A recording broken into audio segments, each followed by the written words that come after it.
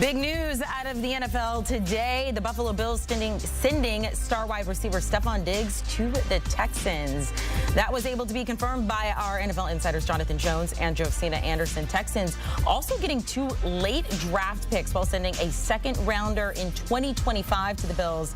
Stefon Diggs, a 4-time Pro Bowl selection, former first-team All-Pro, who has played with Josh Allen for the past 4 years in Buffalo. He now heads to Texans to catch passes from reigning Offensive Rookie of the Year, C.J. Stroud. There are the trade details. Do want to mention the Bills do have a first-round pick. They picked 28th overall right now. The Texans do not have a first-round pick, but they do have 2 second-round picks. Very interesting development when it comes to both of these teams and how it will affect the NFL draft. So let's welcome in our draft expert, Ryan Wilson. Right when he posts one NFL mock draft, we got to rip it up into another, Ryan. Let's talk about the Texans first. They don't have a first-round pick. However, they're building this team around C.J. Stroud. What other pieces do they need that they could find there starting in the second round? Oh, they need to start the season right now because this roster is currently constructed through free agency and this trade of Stefon Diggs. They're in pretty good shape. So I was looking up and down the roster. You mentioned they only have that second-round pick, Amanda. Maybe they need some help. Excuse me, I'm pretty choked up by the Stefon Diggs trade. Maybe they need some help in the secondary. They signed Jeffrey Okudah in free agency. I'm going to cry. I need some tissues. And Jeffrey Okudah has not quite worked out as a first-round pick when he was originally drafted by the Lions. So maybe in the second round you find a cornerback there in Kamari Lassiter. That would be an option out of Georgia, a really good player. But in terms of the roster as it currently constituted, you see this graphic here. Joe Mixon they acquired. Stefon Diggs they just got. C.J. Stroud, who they drafted second overall last year. And the funny thing is they were in on Bryce Young, and they had to quote-unquote settle for C.J. Sometimes you get the quarterback you need, not the one you want. You see Noah Brown here with that long touchdown run. He's still on the roster. Tank Dell's going to come back, their third-round pick from a year ago from the injury that he suffered in November. And Amanda, this offensive line is going to be better because they're going to be healthy going into the season.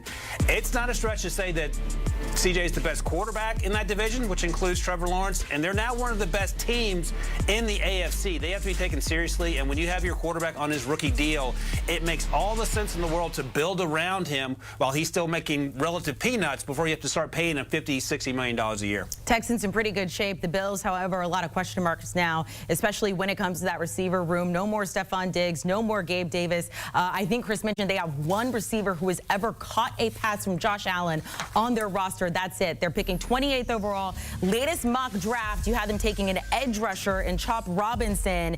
Will that now change to receiver? What do you do if you're the Bills in this position? That noise you hear, that's me balling up my mock draft because it no longer holds. They're not taking an edge rusher here at 28. A.D. Mitchell out of Texas could potentially be there, the big, fast wide receiver. Brian Thomas Jr., if you keep your fingers crossed and say a lot of prayers, maybe falls there from LSU.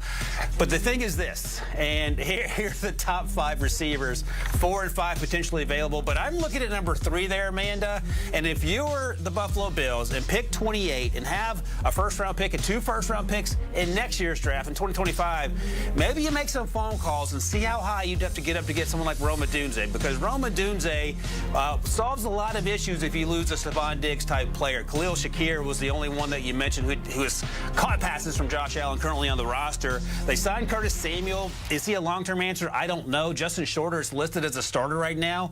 He is probably not an NFL starter for 17 games. So you keep your fingers crossed and hope one of those big wide receivers fall to you, or maybe you think about trading up and going to get a Rome Odunze type player who had so much success the last 2 seasons in Washington with Michael Penix Jr., and he feels like a guy that comes in and is an upgrade over Gabe Davis, similar body type, and helps fill the void left by Stefon Diggs, who obviously is now in Houston. A lot of people are going to be wondering if the Bills are looking to trade up to get one of those receivers that we've been talking about so much. But Ryan, some other questions out there. Could they potentially trade back maybe and try to flip something to get like a T. Higgins or Brandon Ayuk or something like that? Is that a possibility for the Bills?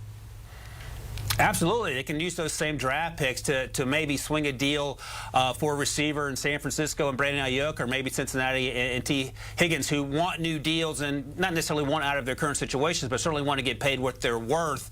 And here's the thing. The Bills are third in cap space available, so they have some wiggle room in terms of making those things happen.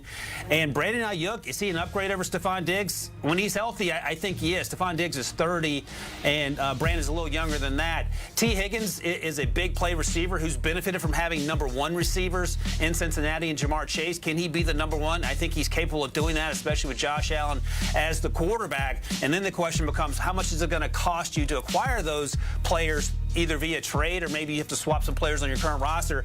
And then how much you have to pay those guys, because they're going to make a ton of money, as they rightfully should, as wide receiver 1 types. Which brings us back to the draft situation, where it's a little cheaper to pay a wide receiver via their rookie contract. But these are all questions now that Brandon Beane's going to have to answer, because you can't go into the season without a replacement for Stefon Diggs after losing Gabe Davis in free agency as well, even though you added Curtis Samuel in free agency a few weeks ago. Cincinnati right now sitting 18th overall. The 49ers, of course, 31st. Ryan Wilson, good luck on the next mock draft. A lot more to think about, as if there wasn't already. Ryan Wilson, the host, along with Rick Spielman of the With the First Pick podcast. This is going to be something they're talking about. They recently did an entire 7-round mock for the Cowboys, and just all of the different things that could be potentially happening at the top of the draft this year.